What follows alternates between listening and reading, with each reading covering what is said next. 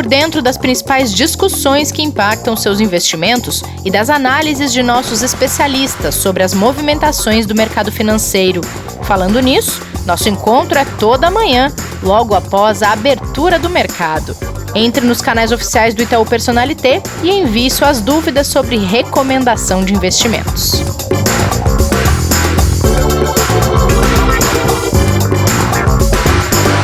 Olá, você está ouvindo o Investidor em Foco, versão 2.1. Já estamos em 2021, voltando essa semana para a nossa pauta diária sobre economia, investimentos e assuntos ligados a esse mercado financeiro. Bem-vindas e bem-vindos ao episódio desta terça-feira, hoje é dia 12 de janeiro de 2021. Kleber, como está você? Já entrando na nossa rotina diária de gravações? Mas desde ontem já, né, Rê? Bom dia. Não tem nem como não entrar, né? Né? A gente fica um tempo fora, mas sente falta, né? Não, com certeza. E assim, a gente já tem que estar realmente no mesmo ritmo. Não que o mercado, né, mas que tudo tem andado nesse 2021 muito rápido, né? Muitas coisas acontecendo, tanto lá fora quanto aqui. Então, acho que a gente tem que estar, no mínimo, aqui o mais informado possível para passar essas posições aí para os nossos ouvintes, as nossas ouvintes ansiosos aí para o que vai acontecer em 2021, né? É verdade. E, Kleber, é uma felicidade ver que algumas pessoas estavam sentindo falta do podcast. Recebi alguns comentários ali ontem, eu coloquei o episódio de retorno no LinkedIn, já teve gente dizendo que estava sentindo falta de acompanhar a gente todo dia. Que bom, né, Kleber? Ainda bem, né? Ainda bem que não teve nenhuma mensagem dizendo, puxa, eles voltaram, né? A gente esperava. É um risco. É sempre um risco. Vai que pensaram, graças a Deus tiraram uma folga e não vão mais aparecer por aqui. E principalmente para essas pessoas que estavam esperando e que ontem ouviram o Matheus Rachu aqui com a gente. Hoje a gente também tem um prazer enorme de receber de novo um profissional da equipe da Quineia, que já é uma casa super parceira aqui da gente, né, Rê? Que só para lembrar aqui o pessoal que nos ouve, que está desde 2007 aí no mercado, começou lá atrás, depois até o nosso próprio convidado vai poder falar um pouquinho mais com fundos multimercados e aí expandiu muito além dos produtos de multimercados para fundos imobiliários, private equity, previdência, infraestrutura, renda fixa e ações, que é a especialidade do nosso convidado, Rui Alves, que trabalha com ações globais na Quineia. Seja muito bem-vindo, Rui. É um prazer ter você aqui com a gente. Muito obrigado, um bom dia para todos, prazer todo meu, feliz 2021 para todos que estão nos escutando. Feliz ano novo para você também, Rui. E a gente já teve o prazer de ter a Quineia aqui para falar sobre vários assuntos. A gente conversou já sobre infraestrutura, fundos imobiliários, multimercados. E hoje a gente queria conversar com você porque a gente tá esse mês de janeiro tentando, vou grifar esse tentando, desenhar o ano de 2021, porque a gente sabe que é um desafio gigante, visto o ano que a gente teve até há pouco tempo, o ano que passou. E aí eu queria questionar você sobre essa turbulência que passou em 2020 e que setores mais desafiaram os gestores da Quineia no ano passado, para a gente tentar já começar a pensar nas projeções futuras? Perfeito. Bom, primeiro dizendo, logicamente, 2020 foi difícil para todos nós. Em primeiro lugar, do ponto de vista pessoal, né? Em primeiro lugar, nossos sentimentos vão para todos que sofreram pessoalmente com essa crise, né? A gente sempre pensa nessa crise do lado financeiro, mas foi do ponto de vista pessoal que muito de nós, inclusive eu, perdeu pessoas queridas nessa crise. Com certeza. Mas do ponto de vista financeiro, essa crise teve duas vertentes muito claras, né? Uma vertente que eu vou chamar aí do inverno escuro, né? Onde a gente não tinha conseguido mapear esse vírus ou não tinha conseguido mapear o que foi a resposta monetária e fiscal de vários governos ao redor do mundo, e uma segunda etapa aí que a gente chamou aí da Primavera da Esperança, né? Que você começa com um grande esforço monetário e fiscal de diversos países, diversos governos, e você culmina, né, via colaboração de várias empresas, vários governos, várias pessoas por todo o planeta, em conseguir uma vacina num prazo recorde de 6 meses, coisa que a gente nunca fez na história da humanidade, né? Vacinas normalmente eram um processo de 10 anos a 40 anos, ou às vezes, né, como é o caso do HIV, por exemplo, até hoje não temos uma vacina. Verdade. Então, o que na verdade foi 2020? Né? 2020 foi um processo na Quineia em que levou mais ou menos 2 meses para a gente entender o que era o vírus, entender a força monetária e fiscal, entender que essa força monetária e fiscal, né, todo esse dinheiro, na verdade, em palavras mais corriqueiras, né, todo esse dinheiro impresso e jogado na economia, em algum momento ia fazer com que essa economia revivesse. Né? Nem que fosse simplesmente a força do dinheiro caindo e puxando os ativos para cima, nem que fosse simplesmente isso aconteceria, aconteceu, né? E a partir de junho, a verdade é que, né, nos fundos da Quinéia a gente estava posicionado para essa recuperação.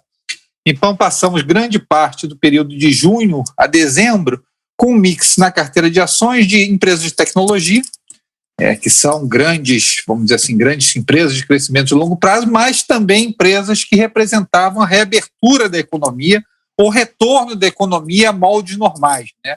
E aí você pensa em empresas como restaurante, né, o Outback, que se chama Bloomin' Brands nos Estados Unidos, é uma posição que a gente carregou por bastante tempo, ainda carrega, Airbus, Boeing, várias empresas aí, Coca-Cola, que representavam a normalidade. As pessoas pensam na Coca-Cola como uma coisa defensiva, né?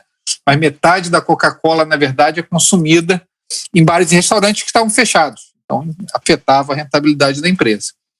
Então, foi isso, a segunda metade de 2020 foi isso para a gente. Foi o reconhecimento que após o inverno escuro, né, de março a junho, a gente teria uma primavera mais clara de junho a dezembro. Eu acho interessante mencionar, saímos dessa posição, chegamos agora em janeiro, numa posição muito interessante, tá? Bastante interessante para o mundo, porque não só nós temos agora o efeito dos juros zeros, que temos no mundo inteiro desenvolvido, nós temos juros reais negativos ou juros nominais zero, né? Juro real é aquele que considera a inflação também.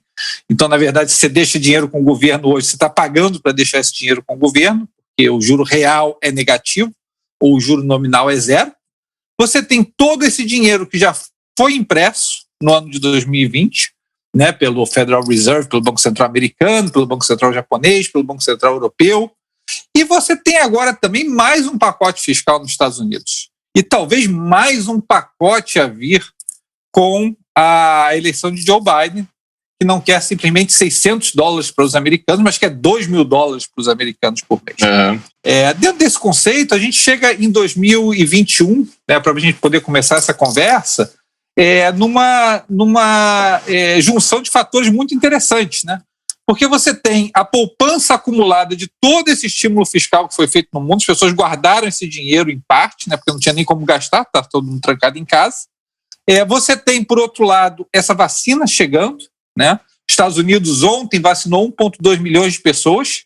Lembra que os Estados Unidos só tem 70 milhões de idosos, e em um mês ele deve vacinar todos os idosos, um mês e meio deve vacinar todos os idosos. E você tem ainda mais pacotes fiscais vindo na economia global a cada dia, né? A Europa está passando por uma segunda onda do vírus e todo dia considera novos pacotes fiscais. Então você vai ter, em 2021, um efeito muito interessante, né? Que você começa o ano com a vacina, você começa o ano com mais pacotes fiscais e você ainda começa com um desemprego razoavelmente elevado nos Estados Unidos, por exemplo. Tá? Se você ajustar pela taxa de participação, o desemprego nos Estados Unidos ainda é perto de 9%. E você pega com a vacina, você vai poder empregar novamente o pessoal do restaurante, vai poder empregar o pessoal das linhas aéreas, das linhas de cruzeiro. Então, esse desemprego nos Estados Unidos deve sofrer uma queda bem interessante, aí, principalmente no período pós-vacina, o que deve dar mais um impulso para a economia global. Ou seja, Rui, até aproveitando isso, a gente entrar exatamente nesse ponto contigo, a expectativa de vocês em termos macroeconômicos para esse ano, então, a gente pode dizer que é de recuperação, claro, com diversos asteriscos aí nessa história, né? E muitas coisas para acontecer, mas a pauta principal é de recuperação ainda, né? Eu acho que é mais que recuperação. Acho que é uma coisa interessante. Na vida da maioria dos investidores que estão no mercado no momento, tá? Talvez eu só lembre coisas desse tipo nos anos 90, a gente nunca viu isso. A gente nunca viu um esforço monetário junto com um esforço fiscal, tá? Junto com um hiato de produto ainda grande, tudo entrando ao mesmo ponto em um ano. Tá? Logicamente, qualquer economia tem fatores exógenos, tem coisas que podem acontecer que a gente não consegue prever. Por exemplo, o vírus no ano passado, ou, por exemplo, o tsunami dos anos 2000 na Ásia, ou o tsunami do Japão, por exemplo. Tem coisas que acontecem na natureza que a gente não pode prever.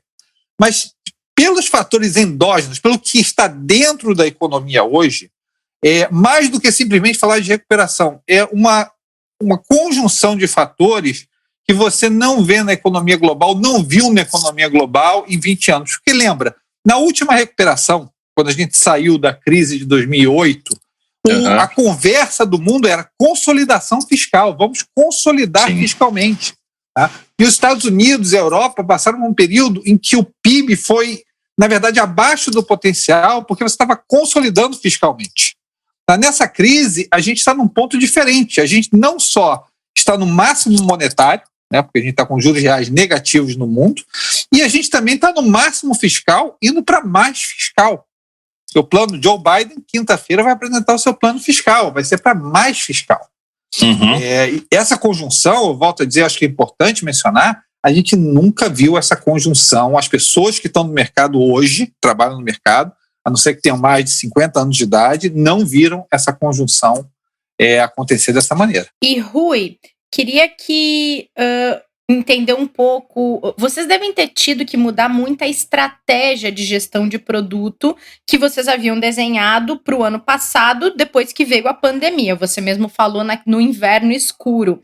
Queria entender se essas mudanças, ou alguma das mudanças que vocês tiveram que fazer, elas ainda servem para o cenário que vocês estão enxergando para 2021, ou 2021 é uma página totalmente em branco para vocês? Não, acho que é importante mencionar como a gente mudou, né, e como a gente vem adaptando, né, com o tempo. A gente começou, na verdade, 2020, lembra o seguinte, tá? 2020, importante mencionar isso, era um ano em que a gente já vinha de quase 2 anos de recessão da parte de manufatura global. Tá? Lembra, a gente teve medo de recessão em 2018, em 2019, o Fed teve que cortar juros, a gente já estava imprimindo dinheiro, fazendo o chamado quantitative easing antes do Covid chegar. Tá?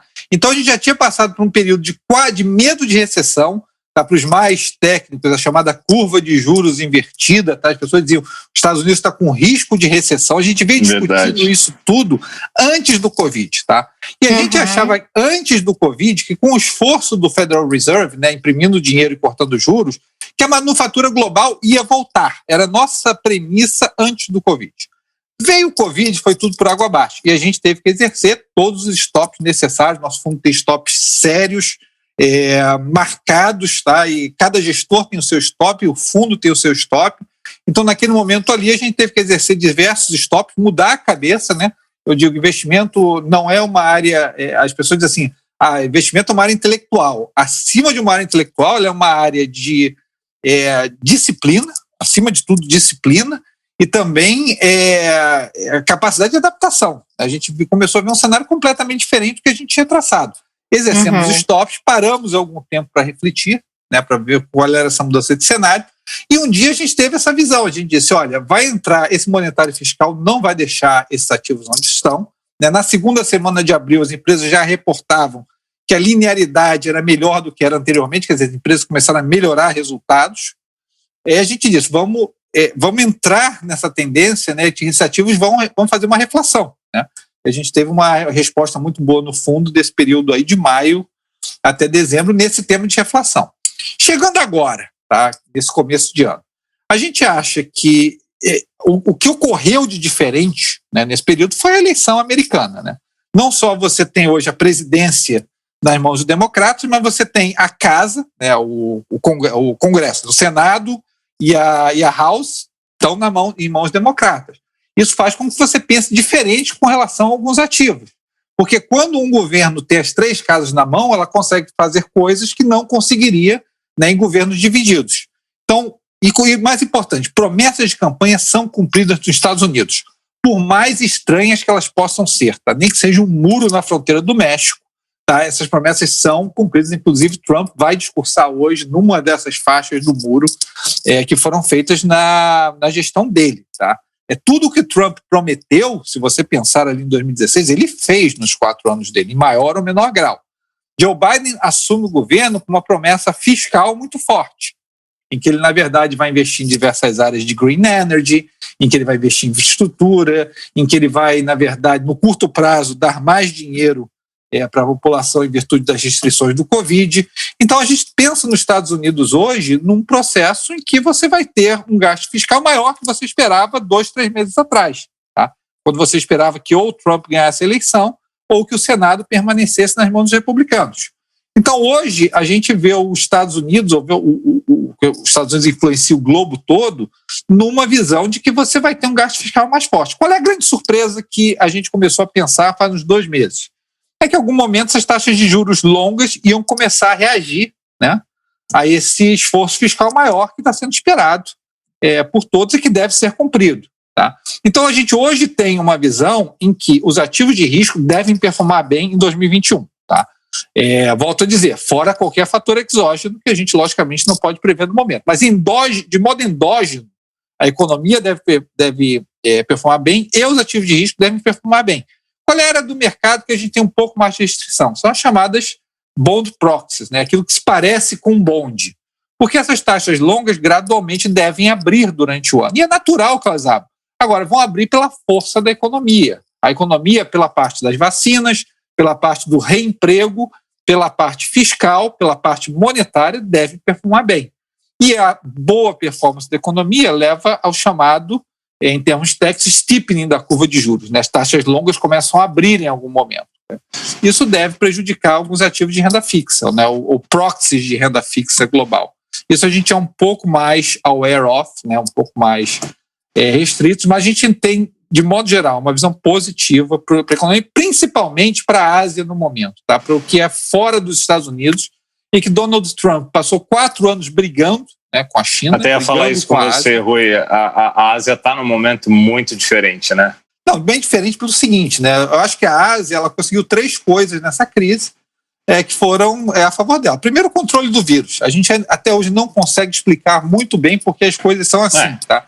Por que o Reino Unido sofre tanto com o vírus e por que Japão, Coreia...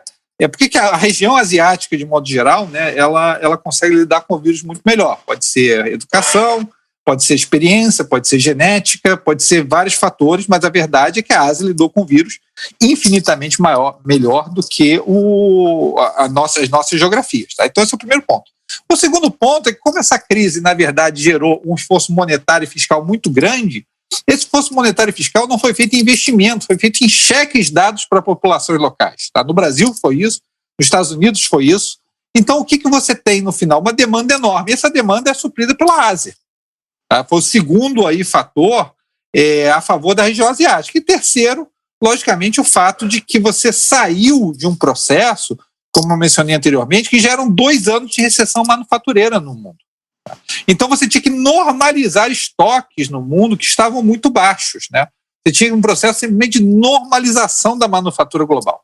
Você normaliza a manufatura global, você dá cheques na mão das pessoas, você controla o vírus melhor e você politicamente tira uma pessoa que era muito disruptiva para a região, o que você tem, na verdade, e outra coisa importante, o índice de mercados emergentes do mundo, né, o MSCI-EM, ele está parado há 20 anos.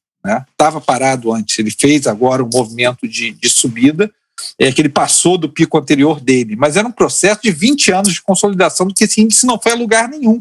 Né? O Japão, por exemplo, ele passou de um processo de consolidação recente em que ele quebrou níveis que ele não quebrava há 30 anos. Tá? O Japão também é uma região muito manufatureira do mundo. Tá? Então a Ásia realmente está num momento diferente, a gente reconheceu isso no ano passado, a gente começou a tomar posições na Ásia, e que tem performado bem até o momento. Boa, Rui. E quando a gente olha para tudo isso que você falou em relação àquilo que a Quineia vem fazendo, né? A gente sabe que a Quineia tem aí mais de 60 bi hoje de reais sob gestão, né? Quer dizer, um patrimônio de extrema responsabilidade, né? Com tantos investidores. E pelo menos o seu discurso vem sendo bem positivo, né? Que a gente conversa muito aqui. A gente sabe de todas as dificuldades, mas a gente vê um lado, obviamente, muito realista, mas com muitos pontos de positivismo, né? Com muitas expectativas boas. E obrigado, viu, Rui, por trazer isso logo no começo do ano que a gente precisa. Os investidores também estão precisando desse alento técnico que a gente pode chamar, né? Se é que existe essa expressão. E, Kleber, a gente vê também eu acho que é uma questão bacana de salientar, que é a maturidade com que casas como a Kinea têm tratado o início da crise, o inverno escuro e agora essa segunda fase de pandemia com possibilidade de vacina e tudo mais. Isso é super importante e dá uma confiança também para quem investe, né? Sem dúvida. E aí que a gente queria te trazer um ponto aqui que a gente acha super importante até para o investidor, tanto que investe quanto aquele que quer também conhecer melhor a casa, né? E principalmente essa parte da gestão que você trata. Como que foi e como que vem sendo esse desempenho, né, e a performance? Não precisa nem entrar detalhadamente em números, mas em relação à indústria como um todo, né? Como que a Kinea vem conseguindo se destacar pelo seu trabalho, né, ao longo desse período, durante toda essa crise que vocês vêm enxergando daqui para frente? Eu acho que o principal fato de diferenciação da Kinea é a divisão de risco que a gente tem no fundo e a maneira que a gente trata essa divisão, tá? É importante para o ouvinte entender. A Kinea é um processo que a gente considera um processo darwiniano, tá? Quer dizer, o que é um processo darwiniano? As melhores pessoas dentro da Kinea sobrevivem, crescem, as melhores ideias dentro da Kinea crescem, se tornam mais preponderantes no fundo, e a nossa sociedade é uma sociedade viva. Quer dizer, as pessoas que trazem as melhores ideias para o fundo e que performam melhor ao longo do tempo, elas se tornam, vamos dizer assim, mais representativas no fundo, tá? E elas representam a maioria das decisões tomadas dentro do fundo ao longo do tempo. Tá? Isso é um fator muito importante, tá? Porque vários lugares, não estou aqui descrevendo se melhores ou piores, mas de modo diferente, ou a gestão é muito centralizada numa pessoa só, ou a sociedade não é tão viva assim, entendeu? Vamos dizer assim, as cotas da sociedade, as cotas de risco, não andam tão livremente como andam na Kinea, tá? Vamos colocar dessa maneira. E a segunda coisa é que o risco é bem distribuído entre as pessoas. Logicamente, a gente tem o Marco Freire, que é o nosso líder, né? Ele tem um percentual maior do risco do fundo, mas os gestores sêniores, eles têm um percentual muito grande do risco do fundo. Tá? Então você consegue dividir bem esse risco de forma que você não dependa de um indivíduo. E mais importante, cada um desses indivíduos é especialista em uma área de negócio específico, lidera aquela área de negócio, né? Eu toco a parte de ações globais e faço commodities nos fundos, tá? Mas tem o Denis, que vai fazer a parte de renda fixa, tá? Tem o Zanetti, o Mazili, que vão fazer a parte de ações Brasil. E essa junção de pessoas sêniores, né? Essa divisão, outra coisa importante na Kinea, a gente divide bem o risco nos multimercados entre global e local, tá? Então, mais ou menos 50% do risco local e 50% global. O que dá para o investidor também uma diferenciação em termos de diversificação. E não só isso, a gente faz esse global com pessoas bastante seniors. Tá? A gente trouxe agora uma pessoa de Londres, Yuri de Bella, um gestor de anos de experiência em Londres, no More Capital, montou o negócio dele lá fora e se juntou a nós recentemente. Então a gente faz isso com senioridade, com divisão de risco, com uma gestão muito séria de stops e risco. Quando o gestor não performa bem, ele é estopado, não tem discussão, não tem negociação, entendeu? O fundo tem um stop sério, e a sociedade é viva e divide bem esse risco, com especialidade. Essa é a principal mensagem. Excelente, Rui. Só para os ouvintes que estão começando no mercado, a gente sempre traz essas coisas aqui para o podcast. É até legal você falar, Rui. Estopar, né? Quando o gestor é estopado, depois você me complementa, tá, Rui? Mas para os nossos ouvintes, é exatamente quando o gestor vê ali um risco e ele sai da posição, ele zera a posição, ou seja, ele está com alguns ativos na carteira e ele tira esses ativos uma vez que ele vê que não faz mais sentido por questão de risco continuar com ele, certo, Rui? Exato. É importante. Disciplina é fundamental. Disciplina e adaptação são as duas coisas mais importantes em investimento, né? Legal. E o stop é a disciplina. O stop é que quando a sua tese não se mostra certa e você começa a comprometer a performance do fundo, você tem que exercer disciplina e tem que estopar a posição, parar a posição. Popularmente, para quem está começando, a gente pode falar que é um bom freio, né? É o freio, para freio. Aqui, é o freio. Né? Para, reflete, depois, né? Toma uma água gelada e pega isso aí.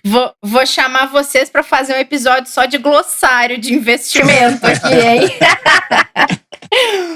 E Rui, para a gente encaminhar o final do nosso papo aqui, que está muito bom, por sinal, pensando em todas essas estratégias que vocês construíram do ano passado para cá, em toda essa estratégia de lidar com o risco que vocês usam, que apostas a Quineia tem para 2021, e aí vale produto, vale classe, o que você achar que vale trazer aqui. Ok, olha, vamos por partes, tá? O que a gente falou lá fora, ações, a gente já comentou, tá? A gente gosta desse mix de Ásia, tecnologia e reabertura da economia, tá? Essas três coisas são três coisas que trabalham bem no nosso fundo no momento, né? Na parte de commodities, a gente gosta muito do óleo, por exemplo, do petróleo, tá?